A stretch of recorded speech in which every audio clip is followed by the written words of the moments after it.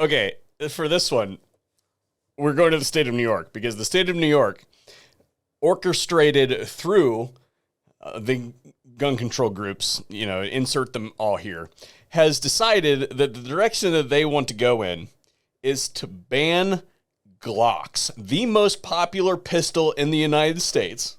They want to ban the Glock because, wait for it, they are easily convertible through an after-factory means that criminals are using called Glock switches. We're going to talk about why this is a fantastic thing, which sounds kind of, off my rocker or everything, but please, please, please, state of New York, do this, because this is exactly what we need.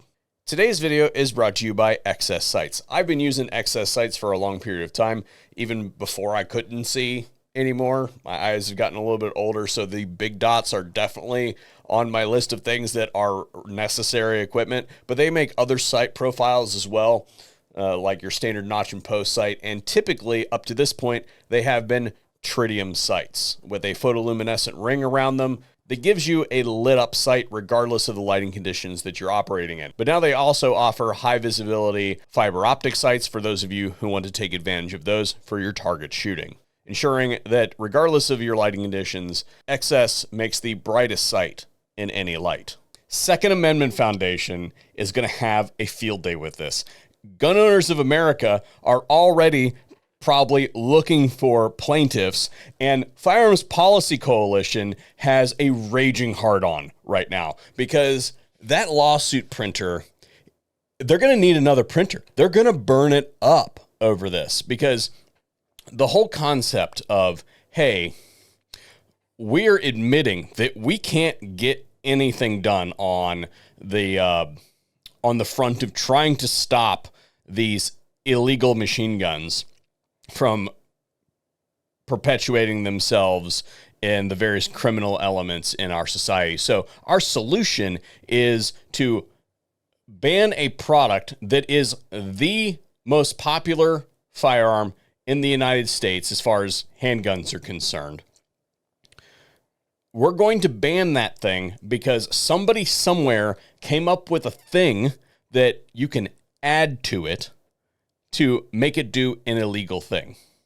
And I saw a video that was by Evertown for gun safety that basically says that, this is the only handgun in the world that is easily convertible, and Glock has done nothing about it. No, that's not the truth. They're all pretty much designed the same. It's a striker channel, all right? A striker fired pistol. If you crack them open, they all look pretty much the same. The difference is that Glocks are fairly ubiquitous, and that's why they're targeting them. They want to try to negatively impact the business of Glock. And here's the thing about that. Buddy, do you know who you messing with? Like, when you are the number one handgun possibly in the world, you have a huge war chest.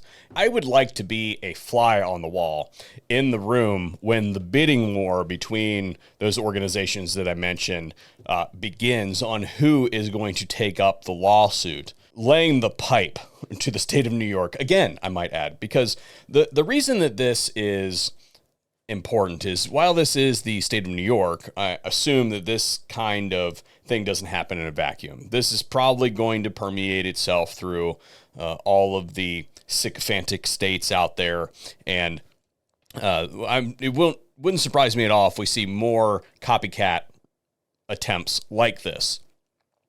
And so that's obviously bad, but the good that comes out of this is, remember what happened the last time New York tried to fuck around?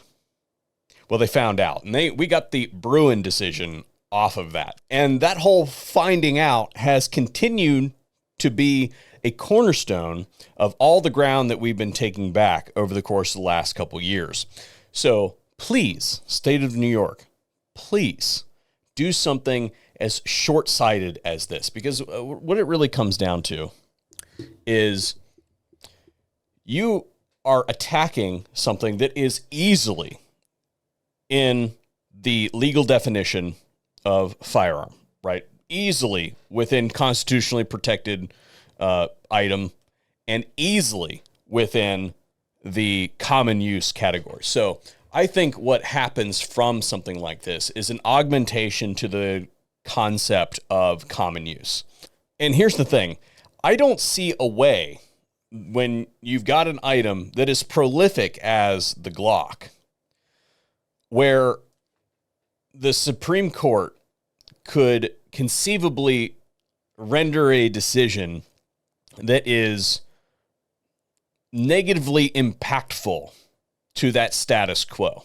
As in, this is the handgun. I mean, I own like 5 of those. Every gun owner that I know owns more than 2 of those. So I think that these people that aren't involved in firearms culture, when they kick a bear like this, I don't think they recognize the scope of what it is that they're going after.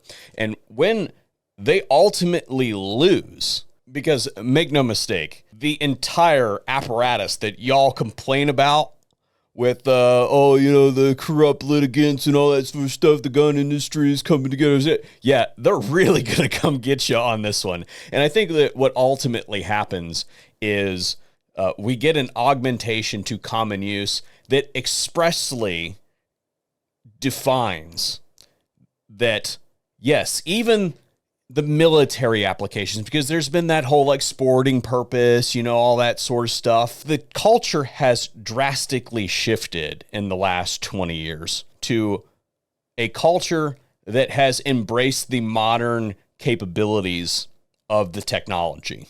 And gone are the, I have weapons because I like to, go shoot ducks and deer. Almost nobody hunts anymore. The culture has shifted to almost entirely self-defense related. So to spell it out for you, that whole thing that's like, these are weapons of war and they don't belong on our streets. Yes, you are right. They are indeed weapons of war. And the Second Amendment expressly states that, yes, they do indeed belong on our streets. And I'm not afraid to say that. And the culture is no longer afraid to say that. So please, give us an excuse to argue that in front of the Supreme Court, which is exactly what you are doing. Let me know what you guys think in the comment section down below. This is obviously wrong, but it's also very exciting to me.